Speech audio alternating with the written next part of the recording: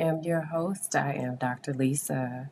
I'm really excited to talk to all of you. If you are trying to tune in live on Instagram, it is storming here. So if you could give it a moment to load, that would be great. And we can get it up live just as soon as I get a signal to do so. Um, I am live right now on at Kids Can See Ghosts. That's the handle on Instagram. I'm also live on my personal Instagram page for all of you trying to join. But for some reason, it is not playing well on my actual, personal page. So if you could join on at Kids Can See Ghosts if you want to hear about these stories live, you can do so. And hopefully, I'll be able to get a connection going on my private page. So, I am Dr. Lisa, I'm your host. I am available for you all to get in contact with me here on Podbean, or you can talk to me and ask questions via phone. The phone number is 765 205 1959, or you can email me at kidscanseeghost@gmail.com. But another way to contact me is a way that some people have been doing it, actually on Quora. Um, on Quora, what people are doing is asking me questions. You can send messages on Quora, and I think that's pretty cool to do that. So when you get a chance, take a look at Quora. You can find my page. It's under my name, Lisa Liggins Chambers, and you can find me there. I'm also on all social media platforms. So, Facebook, I'm on Twitter at Dr. Lisa 1959. So, I'm everywhere. So, if you have questions, you can always contact me on social media as well. Let me see. Okay, I think I have it up and running on my private Instagram page now. Alrighty, there we go. So I hope you guys are having a good day. I'm having a good day. I think it's to the point where anyone who works in a school at this point is counting down on the days as to when we are out of school for the summer. At least I am. You can see if you see me on Instagram, I just threw my hair in a ponytail, hardly no makeup, and kept it going. How about that for today? This is live, so sometimes you just don't get the best of me visually when we go live. But I'm here, right? So let's get started. We are actually going to be talking about Blog 47 today. And I kind of want to go through some answers to some questions that I received on Quora, but also Blog 47 consists of a question that I asked to the public. And the reason that I asked it is because I have so many experiences with children who told me that they can see angels. I thought it would be kind of cool to ask the general public, hey, what are your experiences like with seeing angels? Have you seen angels? If so, what was that like for you? Because I've met many children who can see angels. Now, obviously, when you ask a question like this, you can't be sensitive. You have got to be ready for the backlash and for negative nannies to come out, because that's what I call them, negative nannies. So there are people who just don't believe in angels and this kind of stuff. So what they say is negative when it comes down to answering these questions. So what I typically do is, obviously, I don't mind negative feedback.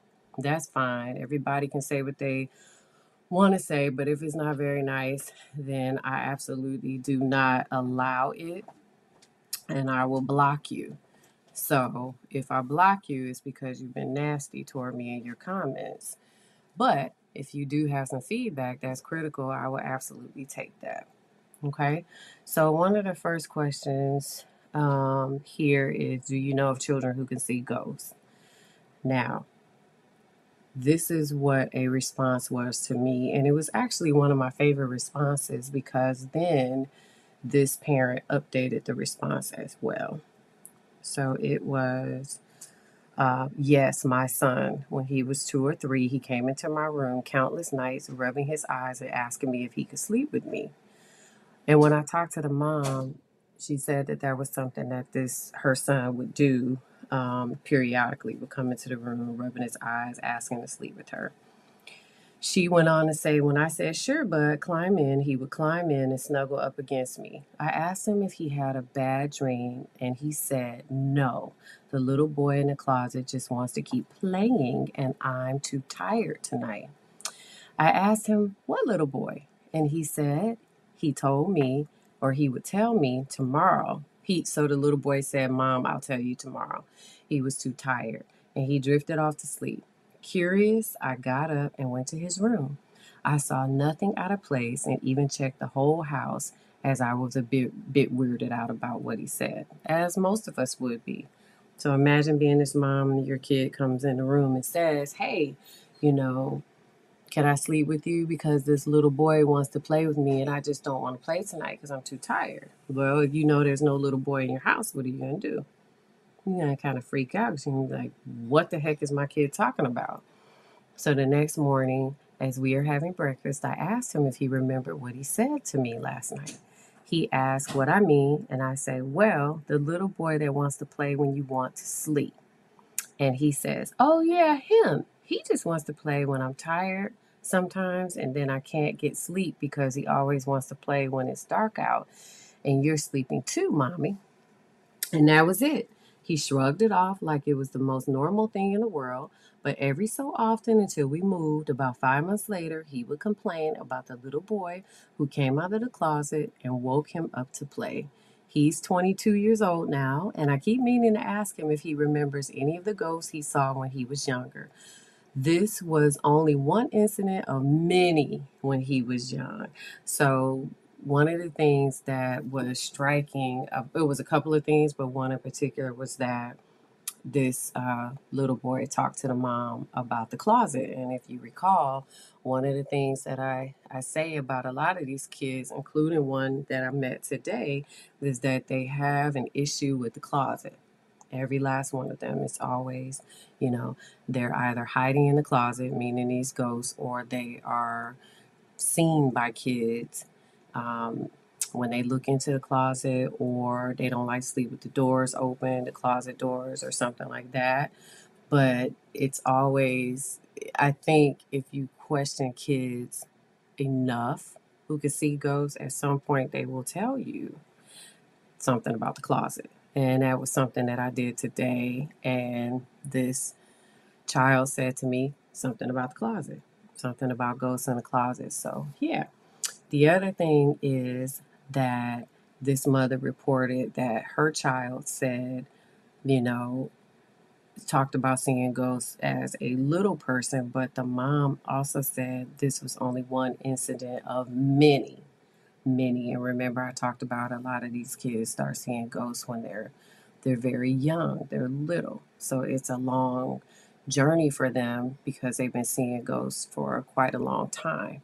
And so this is a case where this mom actually came back and she said, hey, I finally have an update about my child's experiences. And so I asked him, he's 22 now, and she said, I have finally come straight out and asked my son if he recalls any of the incidents that he described to me back when he was so much younger. And he took a minute before answering.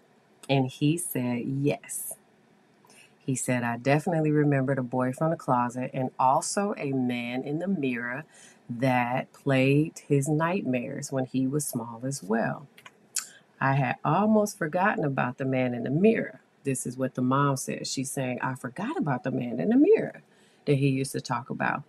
The man in the mirror was a ghostly image that he would often see in the mirror reflections from different angles, not dead on, just different angles, if that makes sense. And it does. If you can see me, she's talking about different angles. So kind of like angling in the mirror, not this child's actual reflection, but can see the images, or I guess around different angles around his reflection in the mirror. And then he went on to say he would describe him as a grizzled man. I'm not sure what grizzled mean, but what I think is more scruffy, like 5 o'clock shadow type on his face. with a stringy, thinned out beard. That's what it, yeah. That was black and white, and he had a deep sun crease in his face, or a lot of deep sun creasing in his face. He used to confuse him when he was small, but as he got a bit older, like 6 years old, the man in the mirror would scare him a bit more. As he said, he used to look like he was looking for him. Huh, that's interesting. But, anyways, he said he still occasionally sees things he can't always explain, but that's about as far as he would elaborate on it. So, sometimes when these kids become adults, they don't want to talk about them, and this is a case where, this kid who's now 20, the 22-year-old is still a kid to me. So sometimes I say a kid, they don't want to elaborate on it. They're done with it. So what he's saying is, yes, I still see things, but that's as far as I want to take it. I really don't want to talk about it anymore. So that was one response. And actually, since this happened, which I can give you a date as to when I wrote this, it was back in January. So since January, I've actually gotten more responses to this question. So I'm thinking that it's probably time for me to do another one of these question and answer type blogs on my website. And so I will do that because I've gotten more responses, and I've actually gotten some in-person responses to this question as well. So this person said, "Hi, well, I'm only aware of seeing an angel once and didn't realize it until afterwards that she was an angel.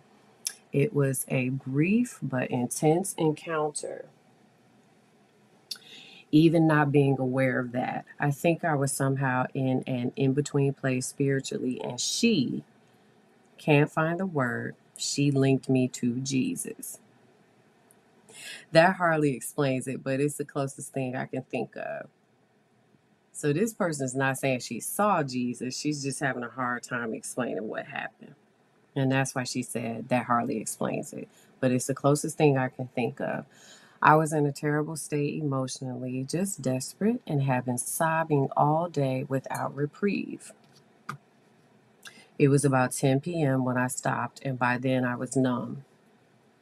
She was walking towards me down a passageway with a staircase in between us, and I found myself watching her. She carried a small plate with 2 or 3 little cakes on it. She was in a long robe, dressing gown is how I interpreted it, and had long fair hair, very thick, and a heavy plait over her shoulder. She was small and slight and pretty. Her eyes were downcast. Something about her evoked a strong feeling of compassion in me, in the way that children do when they are sad or unwell, because she gave off an aura of such innocence. She really moved me. As I was feeling this, she raised her eyes and met mine. Only briefly, but in that instant, I found that the compassion I felt expanded exponentially to a degree that was just mind blowing. I found myself filled with the Holy Spirit. She had turned and begun walking up the stairs as this was happening. The experience of God took me over, and when it dissipated, some 20 minutes later, she was gone. That was it. I know now, with hindsight, what she was, and I feel very blessed that I was allowed to see her and interact with her in such an amazing way. Now, to some people, that sounds a little far-fetched, right? I know it does, but it doesn't to me for a couple of reasons. One, I've heard children and parents who can see ghosts tell me that when they see God's angels, they feel that kind of love. I've also had them tell me that even if they can see angels, sometimes they're hard to describe. Like one little girl said that she can see them behind me, but they looked translucent. But they would glow, or they did glow, and she knew that's what they were. I had some parents tell me that you can actually feel the warmth and you can feel the love and you can feel God's presence. Excuse me, when you do encounter God's angels.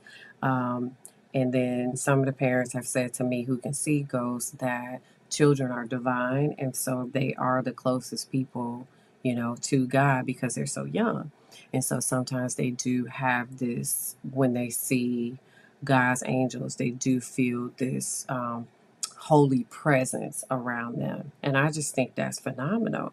And it's no different than some of these kids who see dark angels who say, oh, it's scary, it's dark, it's ominous. People don't want to interact with demons. So it's just the opposite, with God's angels. So I absolutely believe her. Um, you know, yeah, I do. Response number 2. I've never seen angels, but I do believe in them. And see, this is when I tell you that, you can totally disagree or give feedback that would be critical, but it's how you do it. So here's an example. No, I've never seen angels, but I do believe in them.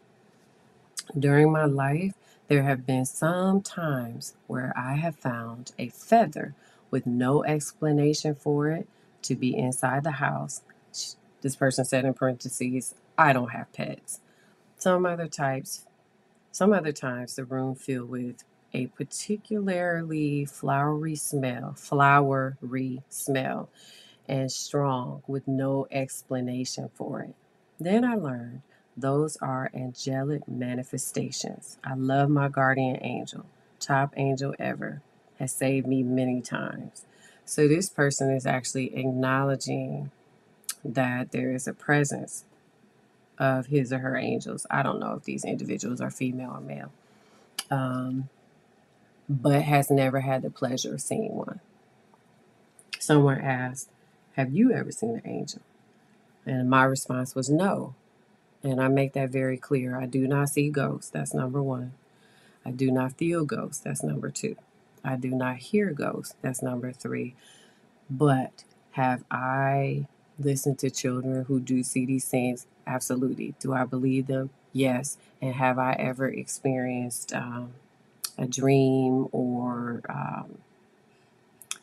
just a sense that something pleasant was around me? Yeah, but I don't have like a spiritual sense about that stuff. So everything that I've gained over the years is because the children and the parents have told me about them. Some of it I had to learn from pastors too, and just by way of growing older in life. Some of these things I have experienced, but no, I don't see these things.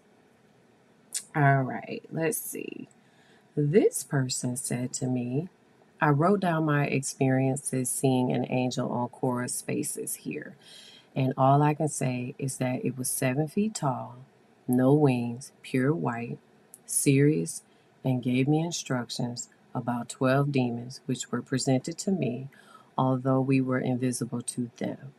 They were visible to us, and the angel handed me a clipboard and a pen, instructing me to write down the information he gave me about them, in so much their proper names, and during that lesson I witnessed them operating possessing others in the room. The other people in the room could not see the demons nor us. Now, I don't know about that kind of stuff. What I will tell you about this, though, is that I can tell you 2 things that children have said to me who can see ghosts. Number 1 is that they do talk to most of them. A lot of the kids and parents can talk to, receive instructions, and heck, I've had to ask some of the angels to stop telling the kids my business. So, and I mean that, for example, and I've written about this. My husband and I going on a vacation. One of the kids shared that with me, and I thought, who told you that? And this kid said, your angel told me. So it was something that I would never even tell a kid, especially a kid, that's not my own child, somebody else's under my care. So I do know that. So I do know that kids have taken instructions, not just from God's angels, but also from dark angels. So I do know that. Um, but about, oh, and the other thing that I've talked to you all about too is that identifying the names of demons. If you can, you do want to do that because they don't like it. And so they don't like it at all. So you can call them out and get rid of them by calling their names, as well. And so let's see.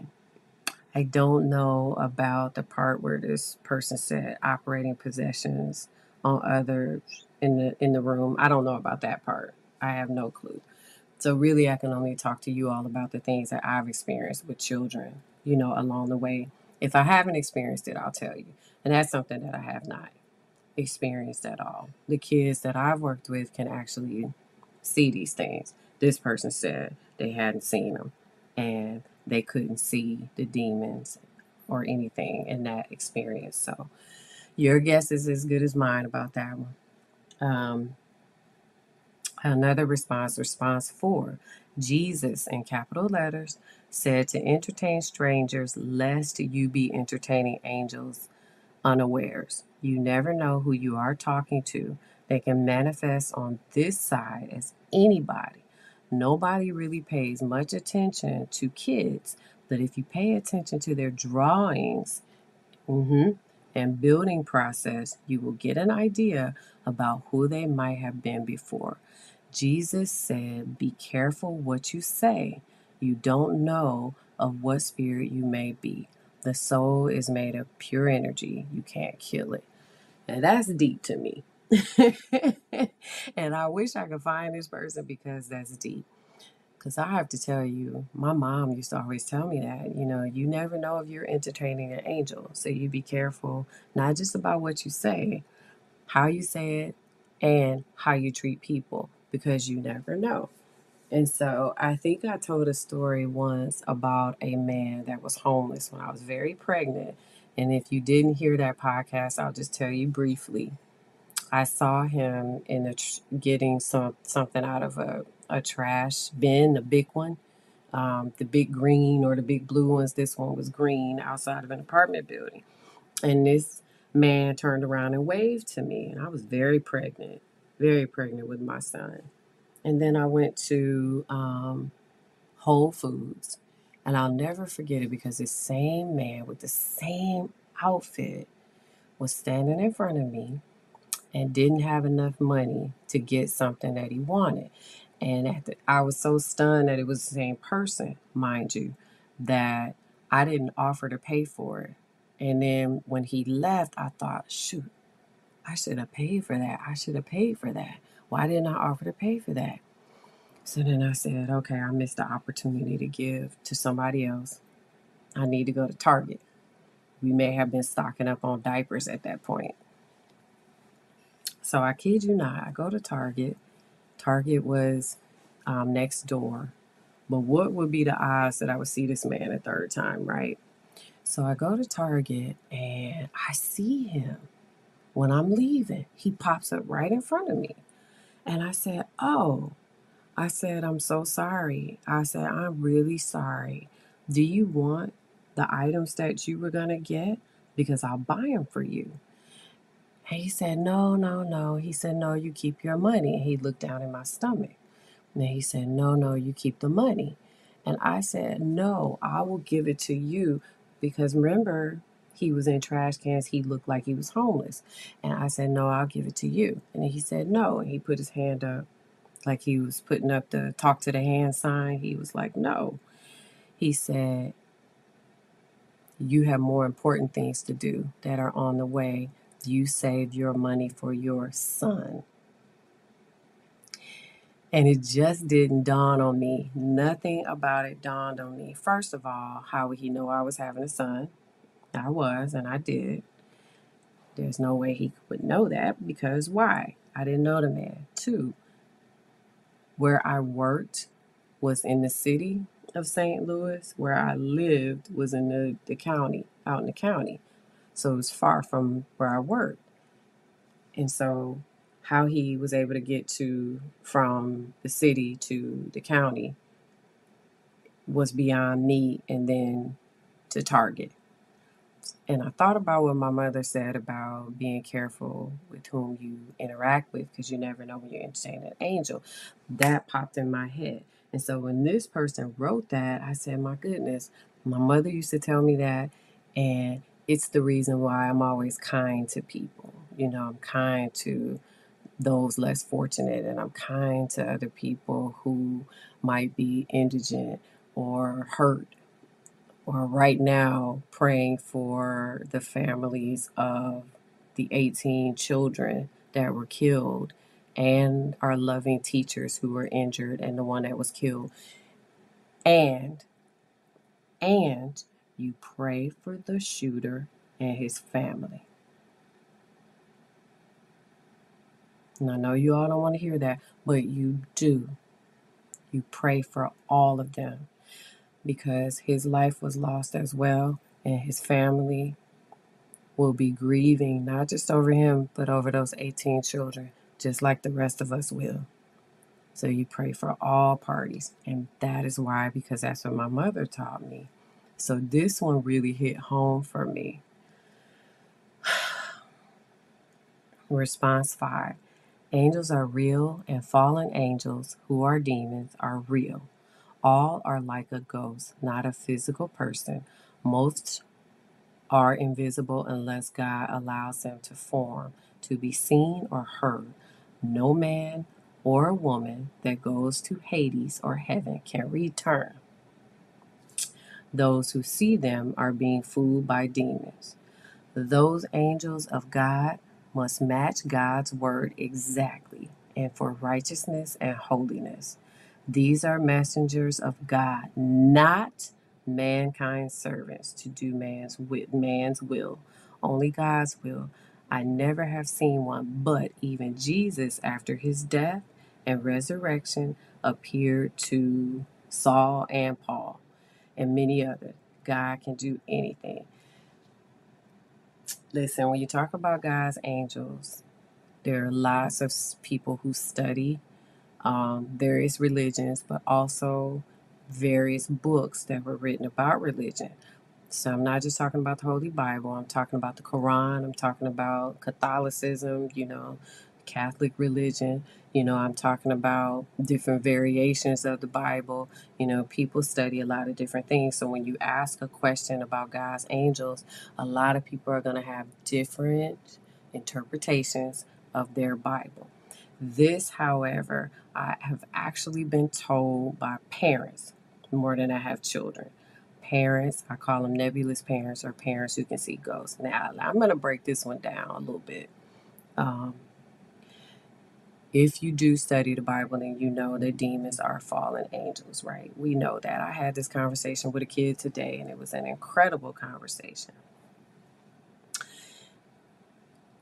So, per religious viewpoints, anything that we see, right, or that kids can see, is not of God. What that means is what I've been saying to some of you, that people talk about seeing ghosts and stuff like that. It depends on what you believe in.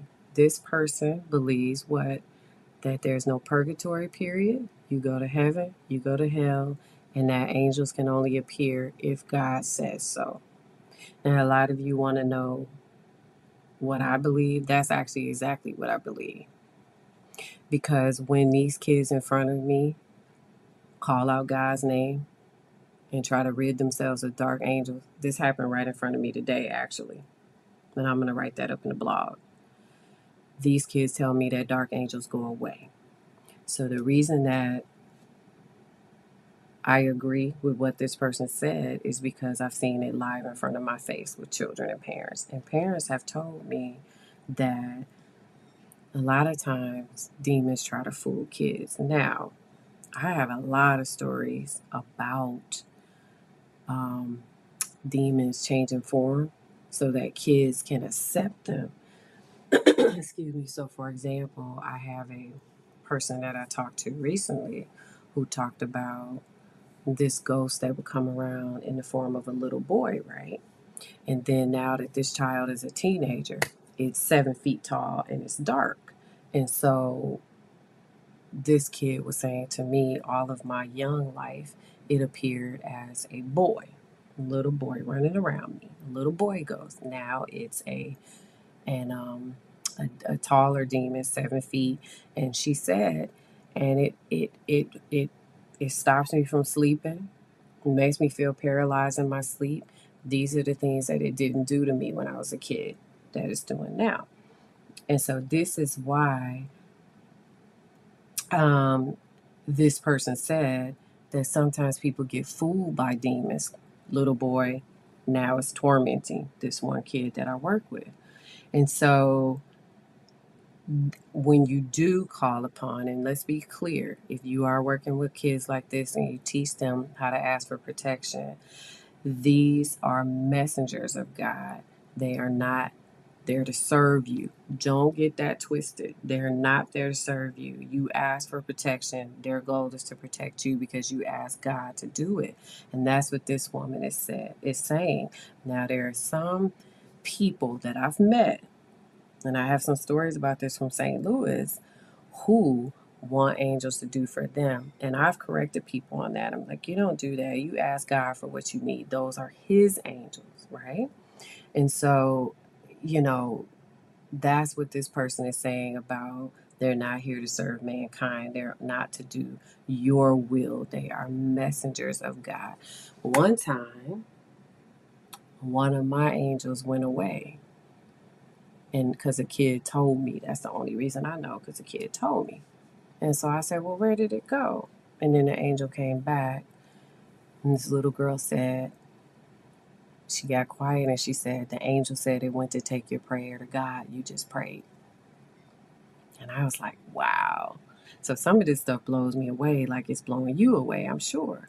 And so what this kid was telling me was that this angel interceded on my behalf. So when I prayed, my angel took the message back to God. That's what my angel did. And so that's what this person is talking about. So I thought that was pretty cool, that response there.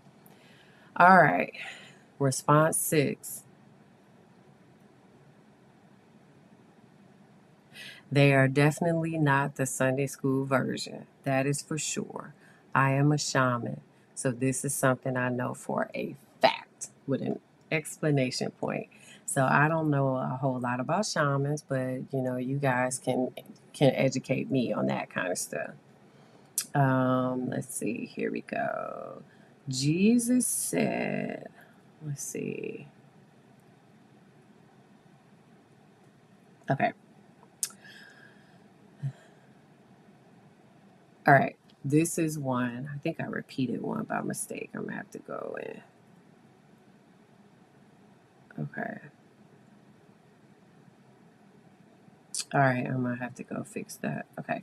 This person said, what they saw may not be angels. I mentioned this on my podcast. I said that. I mentioned this on my podcast many times. So this person just said what they saw might not be angels. I've said that many times. And actually, I said that today to a kid who can see darkness or dark angels. Um, when you talk to kids like this who can see ghosts, you have to teach them how to be careful. Kids don't always have the knowledge or the, I guess, frame of mind is the same thing as knowledge, but they don't always, it's the little ones in particular. When I say like little, I mean like 9 and under. In my experience with them, they don't always understand the difference between what they see. So they will be able to tell you dark and light, right?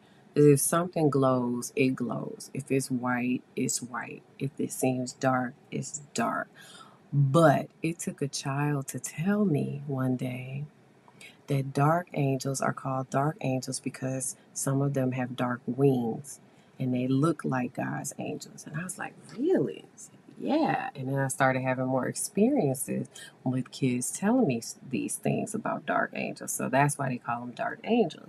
And so parents have said that they used to see dark angels too, quite a few parents. But then other people, including pastors, have said, hey, hold, time out. White angels are not always of God.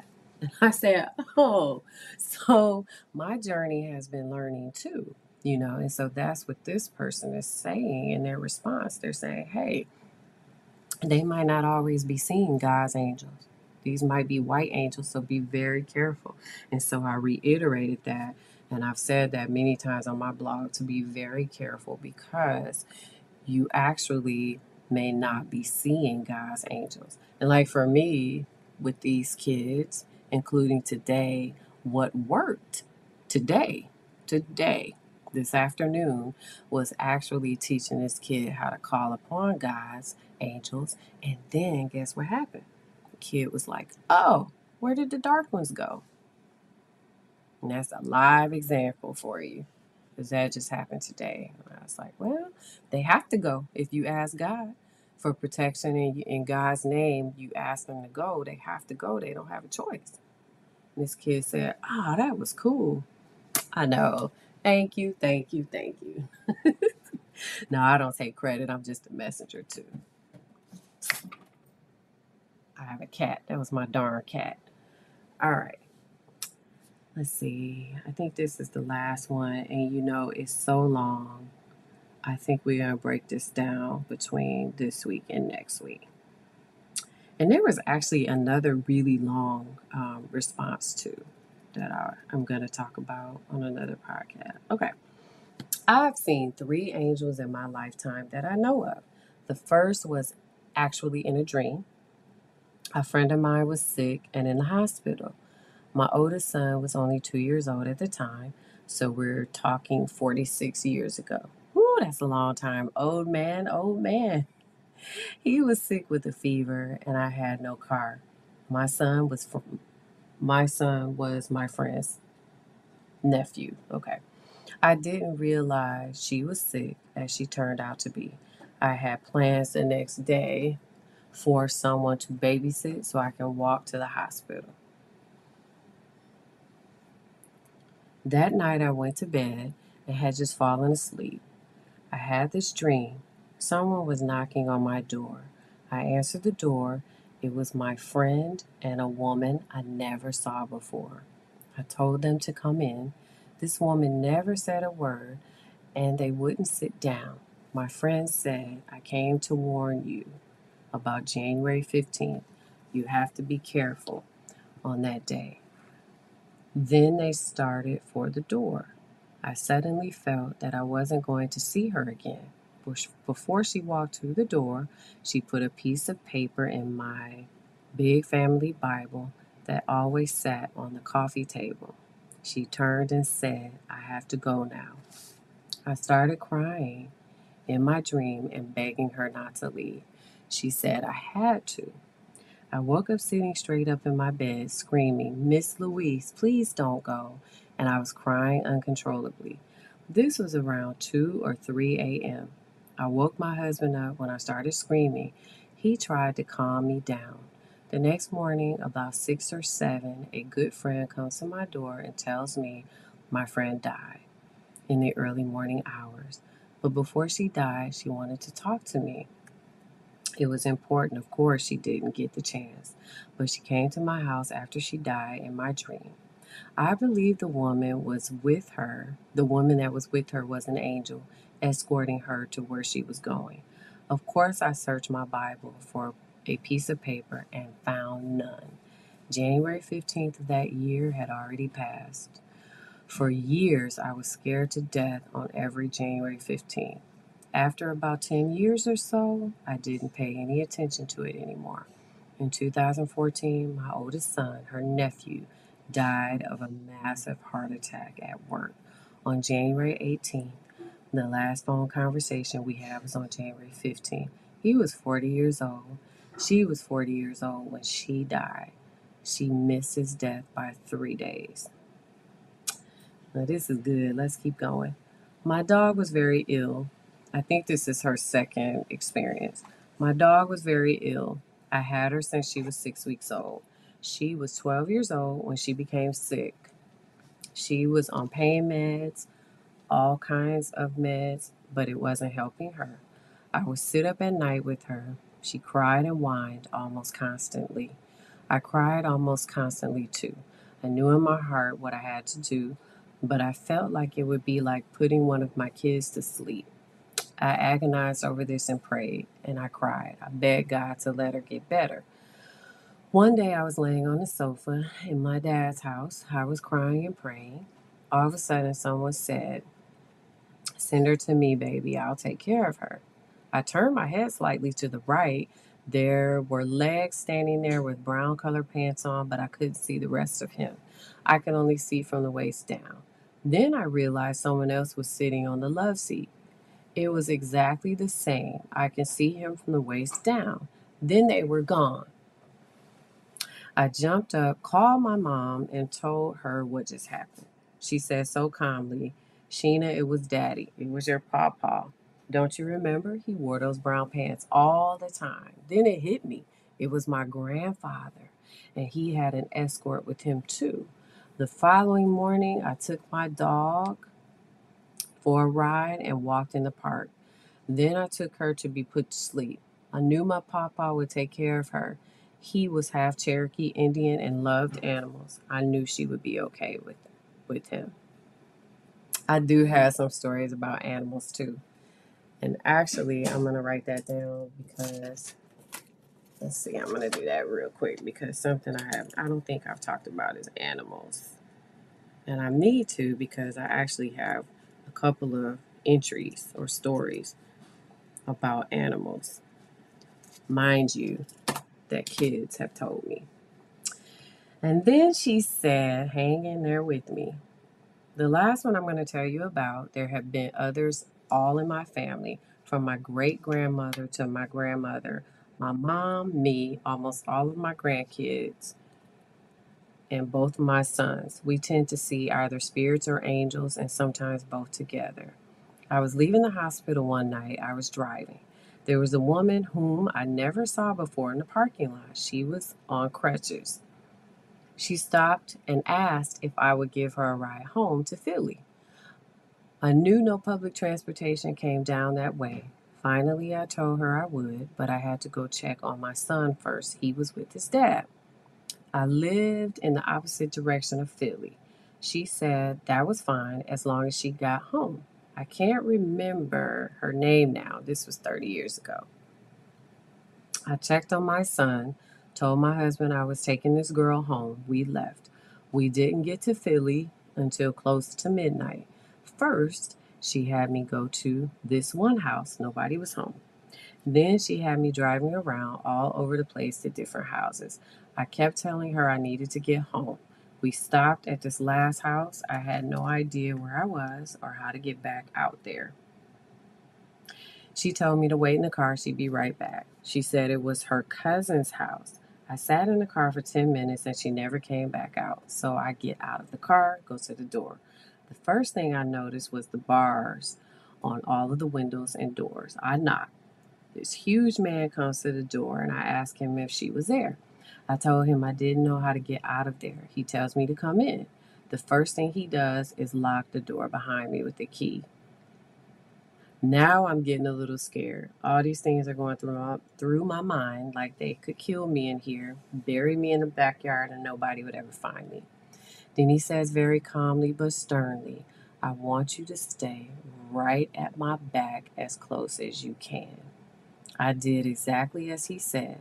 We go through the living room and there are 5 or 6 men sitting on the sofa doing drugs. One of them spoke up and says, "I know you. You're a cop."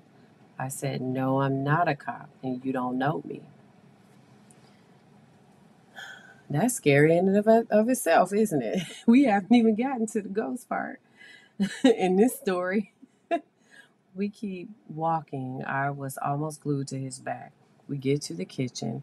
Here's this woman cooking up drugs. I said, "This is what you had me running all over the place for?" So the woman she was riding with is the one that she was saying was cooking up the drugs.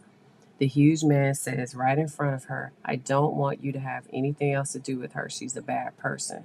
So we start towards the back door again. Same thing. Stay as close as you can to my back. He was protecting me. We walked out onto the porch. He's looking down at me. He said, look around. What do you see? Do you see any white faces here? I said, no. He said, you are an attractive white woman alone and you stand out like a sore thumb. While he's talking, I'm getting this strange feeling. His voice was calm but stern and almost hypnotic. He says, I'm going to tell you how to get out of here, but you have to promise you'll never come back here again. I said, okay. He said, look at me. Say you promise you will never come down here again. So I did what he asked. I promised twice. He said, you're going to go straight until you see your first left, take it. There are warehouses on both sides. He said, I'm going to watch you until I can't see you anymore. If someone jumps out in front of you, floor it. Let me see. I lost my place. Floor it, run them down. Don't stop for any reason. Then you'll come to a stop sign. Don't stop, turn right. Then there's a red light. If it's red, run it. Then you'll take your first right and you'll be on 76 West. I agreed to everything he said, but the entire time I wasn't the least bit afraid of him. I was very calm. It was something about his voice, his mannerisms. He stood the entire time with his arms crossed. His legs were spread open a little. It was a defensive stance.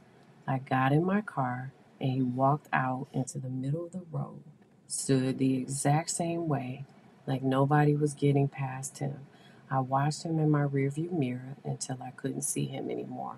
There were men on my right side stripping down a car. Nobody tried to stop me. I did everything he said. I ran the stop sign and the red light. I made the first right onto 76 West. Then it hit me. I never told him where I was from. I could have been from Jersey, the opposite direction. I got the funniest feeling when I thought about that, and then I got a chill. I just met an angel. I knew it as sure as my name. I know there are some nice drug dealers, but what kind of dealer is going to make you promise never to come back to that area? Question mark. Why was he overly protective of me the whole time? This was a huge man. He could have taken all five of those druggies at one time. Why did he make me look at him in his face to make that promise? Why did he stand the way he stood the entire time and even in the middle of the road? No cars came either while he was standing there. He knew there were men between those warehouses. That's why he told me to step on the gas and run them down. Nothing made sense except he was an angel. I went home and told my husband everything that happened. He called one of our friends. She came down. I told her. She started to play the piano and sing Angels Are Watching Over Me. I never broke my promise and never will. I really don't want to see him again. I feel like if I break my promise, I will see him. I have more. But I've been at this typing, that's what she's talking about to me, since early this morning. Please have a blessed night. May God's holy angels guide and protect you. Yes, children can see angels and spirits. So that was a long response, but listen, I appreciate it. And anytime you guys want to write, long responses to me like that, and actually want me to talk about it live, I will. She felt as if, and I actually did talk to her for a minute. She felt as if she's seen three angels in her life, and she is sure that that man was protecting her because he was an angel. So I guess if you collectively put all of those entries together, you never know when you will entertain an angel, right? And some of you have probably entertained an angel. It is a true blessing for me to have all of you respond to me that way based upon a question. And that question is still up on my Quora page. So if you want to talk about it, you can answer the question on there. You can respond to me. And just like with these individuals, I don't include the name. And I asked all of them if I can use their stories, and they said yes. So there you go. So that is what we are going to talk about today. Next week, we are going on to blog 48, which is where I start talking about live experiences. Um, I think some of these experiences have been things that have happened to me over the years personally, but also live experiences that have happened to people that I talked to this year in 2022. So a lot of these entries that starting with blog 47 and 8 are from people that I've actually started meeting now this year. So it is still happening to me, guys. So I appreciate you joining me. You guys have a great rest of the week. We will continue to talk about this. Have a good night, and thanks for listening.